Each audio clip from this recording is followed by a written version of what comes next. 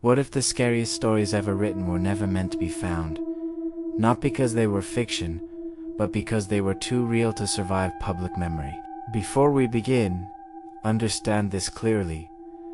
Tonight's story is not a legend, not folklore, and not an urban myth polished for entertainment. These are fragments of human fear preserved in ink, buried deliberately across decades, sometimes centuries, inside what archivists quietly refer to as shadow archives collections that exist outside public museums, outside digital databases, and often outside official acknowledgement. My name's Mr. Whispers, and on this channel, we do not scream horror at you.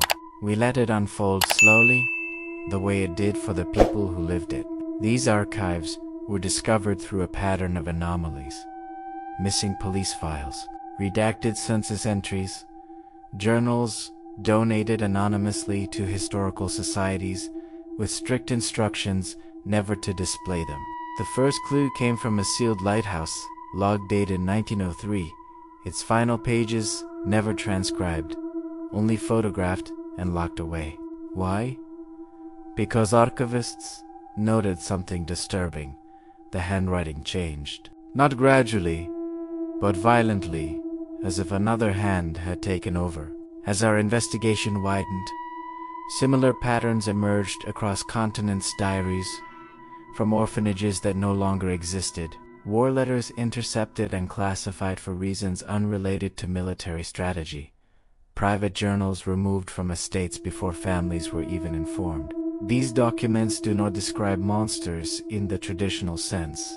They describe dread, anticipation, the sense that something unseen was observing, waiting, influencing behavior before ever revealing itself. And the most unsettling realization came when we noticed the same phrases recurring across cultures that never interacted, written by people who could not have known one another, all expressing the same fear in different languages.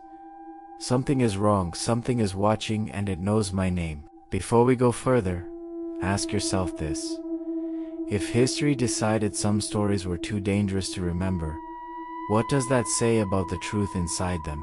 And more importantly, are you prepared to hear what they were trying to forget? The first document we examine comes from the isolated northern coast of Scotland, dated January 1903, recorded by a lighthouse keeper named Elias Morland, a man described in census data as stable, disciplined, and deeply rooted. His log begins: predictably weather conditions, fuel consumption, visibility reports, but after day 19 of isolation, the language shifts.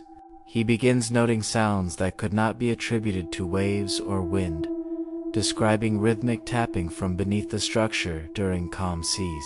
By day 23, he writes that the light feels wrong when it shines, as if illuminating something that should remain unseen. The final entry is a single sentence repeated 13 times in increasingly erratic handwriting: "It knows when I sleep." The second case file originates from the Western Front during World War I, a letter written by Private Henry Leclerc to his sister, never delivered, intercepted, and archived without explanation. He does not describe enemy soldiers. Instead, he writes of trenches growing quiet before nightfall, of men refusing to look into the darkness between flares, of something moving without sound during ceasefires. He insists the fear is not shared madness, because the officers feel it too, issuing orders to keep lanterns lit, even when it risks exposure. The letter ends abruptly mid-sentence, torn along the fold. Forensic analysis later suggested the paper was ripped by hand, not during battle. When historians reviewed these documents, they focused not on what was described, but on how the language mirrors trauma responses seen in modern psychology: hypervigilance, fragmented perception, fixation on unseen threats. These writers were not trying to scare anyone.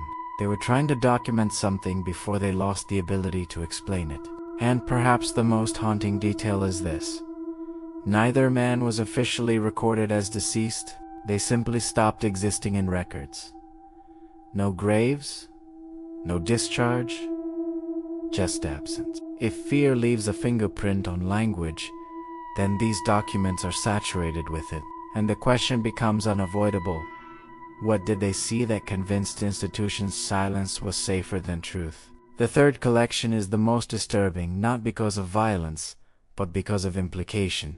Known informally as the orphanage diaries, these journals were recovered from a condemned building in Eastern Europe, dated between 1921 and 1926, written by multiple children in remarkably consistent tone. The entries describe routines, punishments, lessons, but threaded through them is an unnamed presence the children refer to only as the listener. They write that speaking aloud after lights out brings consequences, not from staff, but from something that responds when secrets are shared. One child notes that the listener prefers honesty and becomes angry when lied to, even about thoughts. Investigators struggled with the ethical weight of reading these pages, many choosing to stop after recurring descriptions of children standing still at night, convinced movement would be noticed.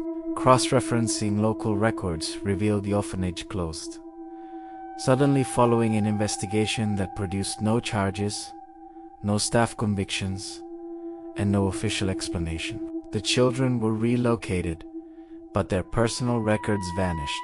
No later documentation confirms their identities as adults. Archivists faced a dilemma: preserve the material for historical accuracy or restrict access to prevent psychological harm. Several researchers reported sleep disturbances after prolonged exposure to the texts, citing the unnerving specificity with which the diaries describe being observed, even decades later.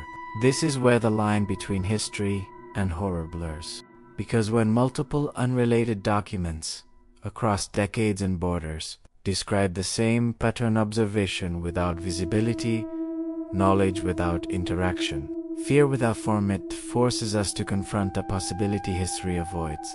That some experiences are excluded from record not because they are false, but because they challenge our understanding of reality itself.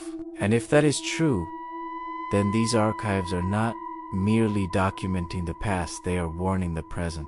What makes the shadow archives truly unsettling is not that they describe fear, but that their language mirrors anxieties we still experience today. The sensation of being watched, the discomfort of silence, the instinct to avoid looking too closely at darkness, these are not learned from fiction. They are inherited responses. Historians and archivists consulted for this investigation agree on one point: these documents were not suppressed by accident. They threatened institutional narratives of control, safety, and rational explanation. One archivist, speaking of, described them as historical contaminants, stories capable of altering perception long after their authors are gone. And perhaps that explains why access to these materials is often restricted, why catalog numbers disappear, why digital scans are incomplete. The fear did not end with the writers. It transferred. Even now, new submissions arrive anonymously.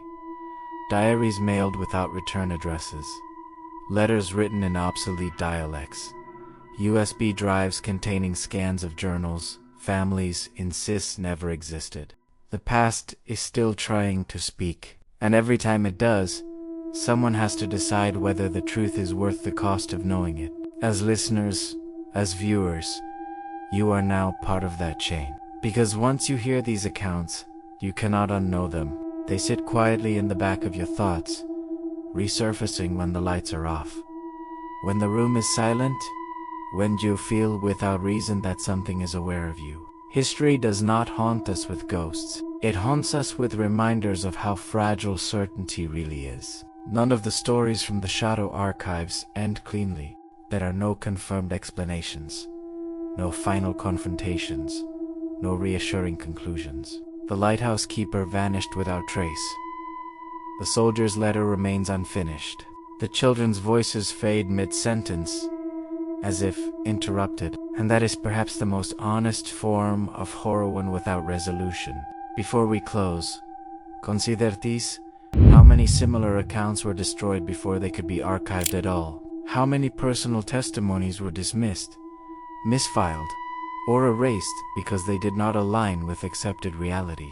If you have ever encountered a letter, a diary, or a story passed quietly through generations that never quite made sense, it may belong to the same hidden record. This channel exists to give those voices space to be heard, carefully, respectfully, and without exaggeration. If you want to continue this journey into forgotten terror, into the documents history tried to forget, then subscribe to Mr. Whisper's Official.